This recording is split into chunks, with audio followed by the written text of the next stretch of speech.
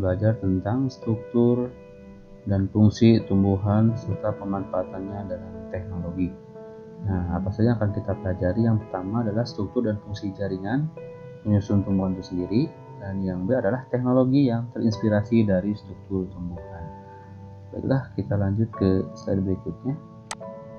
Nah, apa saja yang akan dipelajari pada struktur dan fungsi jaringan penyusun tumbuhan? Itu ada 5 poin ya. Poin pertama tentang jaringan meristem, yang kedua tentang jaringan dewasa, yang ketiga tentang struktur dan fungsi jaringan pada akar, yang keempat tentang struktur dan fungsi jaringan pada batang, dan yang terakhir pada poin A yang akan dibahas adalah struktur dan fungsi jaringan pada daun. Oke, langsung kita bahas satu persatu ya. Dimulai dari poin yang pertama tentang jaringan meristem. Nah, apa itu jaringan meristem? Jaringan meristem adalah jaringan non-meristematik atau tidak aktif membelah. Ya, ini diperbesar saja biar terlihat hurufnya. Meristem adalah jaringan non-meristematik atau tidak aktif membelah. Berdasarkan fungsinya, jaringan ini terbagi menjadi dua ya. Ada meristem primer dan juga ada meristem sekunder.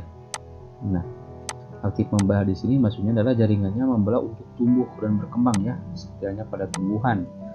Seperti itu, dia aktif membelah untuk tumbuh dan berkembang. Dan di sini terbagi dua, ada meristem primer dan juga ada meristem sekunder. Nah, di sini di sebelah kanannya ya gambarnya, ini untuk jaringan meristem dan ini untuk jaringan meristem sekunder. Ini primer ya, untuk ini sekundernya. Apa ciri dari meristem primer? Pertama, selnya aktif membelah, terdapat pada ujung batang dan akar ya, jadi tidak semua bagian, hanya di ujung batang dan akar. Kemudian menyebabkan pertumbuhan yang primer, yaitu vertikal atau ke atas ya, ke atas vertikal, berarti artinya hanya mampu untuk memperpanjang akar atau batang, akar dan batang saja. Nah, di sini ada gambarnya ya, jaringan meristem pada ujung batang dan ujung akar ya, sebagaimana tadi letaknya ada di ujung batang dan akar, dan fungsinya adalah untuk pertumbuhan primer, yaitu pertumbuhan vertikal ke atas untuk batang dan akarnya.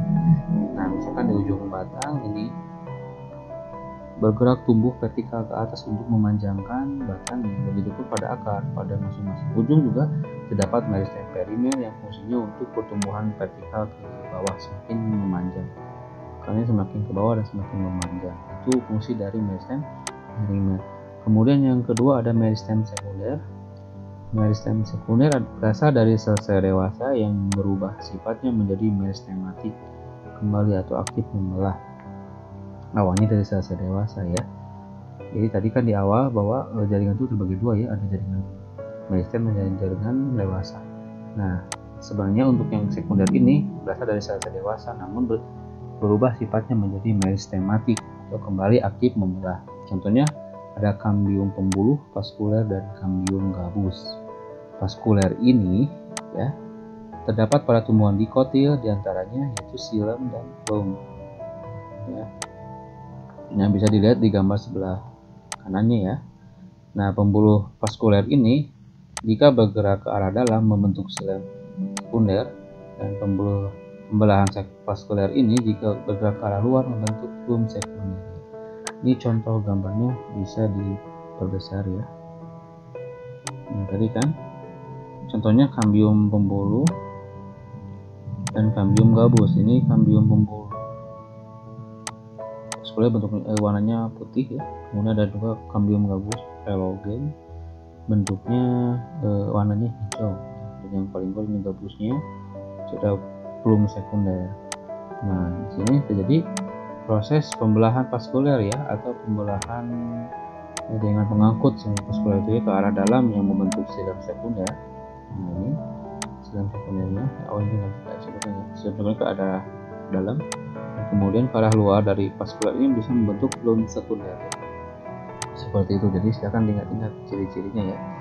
Kalau meristem primer itu misalnya aktif membelah, terdapat pada ujung batang dan akar. Kemudian pertumbuhannya primer, yaitu hanya bertumbuh ke atas atau ke bawah, ke atas untuk ujung batang dan ke bawah untuk ujung akarnya. Kemudian pada meristem sekunder itu sebenarnya dari sel-sel dewasa, namun dia berubah sifatnya menjadi meristematik. Contohnya seperti pada kambium pembuluh, vaskuler, dan juga epiteliem gabus atau velogen. Nah, vaskuler ini sebagaimana kita ketahui seperti biasa sudah pernah dipelajari juga sebenarnya di SD. Vaskuler itu seperti pembuluh jaringan pengangkut xilem dan flum. Nah, pembuluh vaskuler yang tubuhnya ke dalam itu membentuk xilem, artinya posisi xilem ini lebih dalam dibanding flum ya. Dan vaskuler yang pembelahannya lagi ke arah luar membentuk flum sekunder. Oke, seperti itu untuk jaringan meristem. Kita lanjut ke jaringan yang kedua, yaitu jaringan dewasa. Apa itu jaringan dewasa? Nah, bisa dilihat pengertiannya, yaitu jaringan embrional yang sifatnya aktif membelah diri secara mitosis, yaitu pembelahan selnya. Lebih ke selnya. Berdasarkan asal terbentuknya, jaringan meristem ini terbagi dua.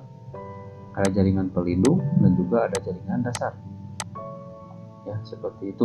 Jadi ada jaringan pelindung dan juga ada jaringan dasar. Apa contohnya kayak gimana? Nah, ini contoh jaringan pelindungnya ya. Dan juga ini contoh jaringan dasarnya. Nah, apa sih kayak gimana di gambarnya ya? Kita jelaskan ya. Terdapat jaringan pelindung, cirinya terdapat di seluruh permukaan luar tubuh tumbuhan. Ya. Jadi ini epidermis. Dengan istilahnya disebut dengan jaringan epidermis. Karena terdapat di seluruh permukaan luar tubuh tumbuhan, melindungi bagian dalam tumbuhan dari kehilangan air, akibat peningkatan suhu dan dari kerusakan mekanik, misalkan gesekan atau karena ada ulah serangga atau faktor luar ya, tadi cuaca dan sebagainya. Jadi fungsinya ini adalah sebagai jaringan epidermis ya, jaringan yang terdapat di seluruh permukaan luar tumbuhan. Cirinya yang kedua melindungi tumbuhan dari kehilangan air, peningkatan suhu, dan kerusakan mekanik. Contohnya yaitu sel epidermis yang tadi.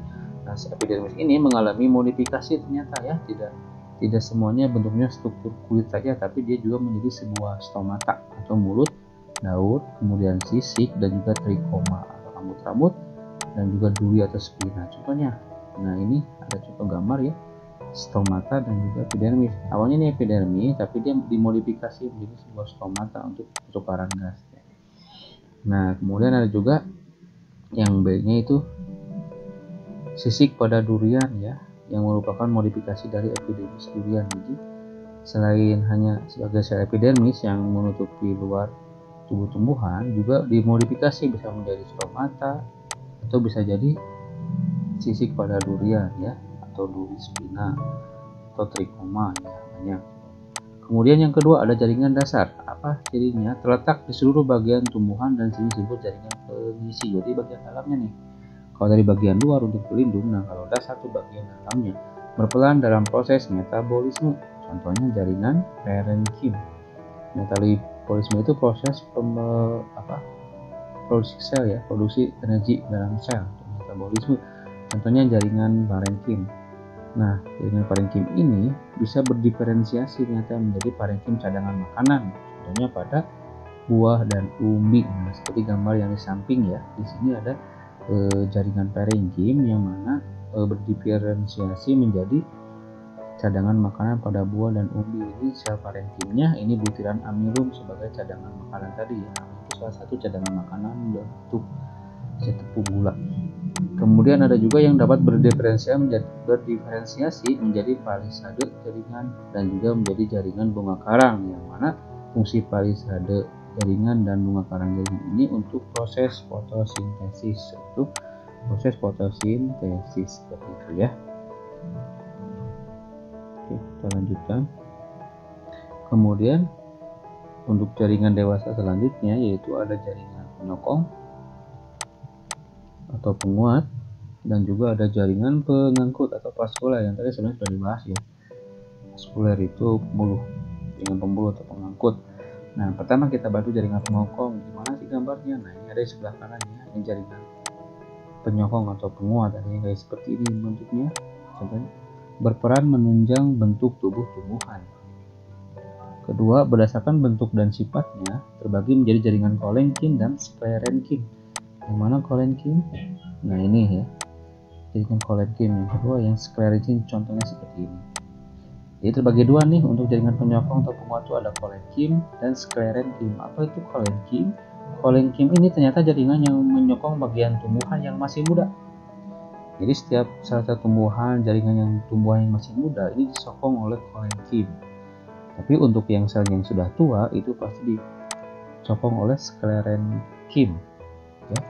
Sklerenkim ini kembali dibagi menjadi jaringan serat fiber yang ditemukan pada xilem dan sklereid ditemukan pada kulit biji. Nah, ini contohnya jaringan sklereid pada kulit biji buah pir ya. Jaringan sklereidnya bentuknya merah bulat, kulit putih tidak sempurna. Sklereid yang ditemukan pada kulit biji, atau jaringan serat fiber yang ditemukan pada xilem dan jaring xilem ya. Nah, ini contoh untuk kolenkim tadi ya, menyokong bagian tubuh yang masih muda. Ini sel kolenkimnya. Ini dinding yang mengalami penebalan tadi ya dari kolenkimnya. Oke, kita lanjut kepada jaringan yang keempat, jaringan pengangkut. Nah, ini yang paling terkenal di antara semua jaringan, yang paling harus dihafal biasanya. Terdiri dari jaringan xilem dan flume ya. Fungsi dari xilem buat apa? Mengangkut air dan zat terlarut di dalamnya dari akar menuju daun. Itu fungsi xilem. Perlu dibedakan ya, kalau xilem itu mengangkut air, zat-zat terlarut di dalam tanah ya, dalam air, dalam diangkut dari akar menuju daun. Kemudian untuk kebalikannya ada flume, berfungsi mengangkut makanan hasil fotosintesis dari daun ke seluruh tubuh tumbuhan. Itu fungsi flume. Nah, ini contoh dari jaringan xilem dan flume ya. Di sini ada bentuknya yang warna hijau bulat-bulat, itu menunjukkan jaringan xilem. Kemudian ada juga yang lubang-lubang berwarna agak merah, ini menunjukkan jaringan flume ya, sel penghulu flume-nya.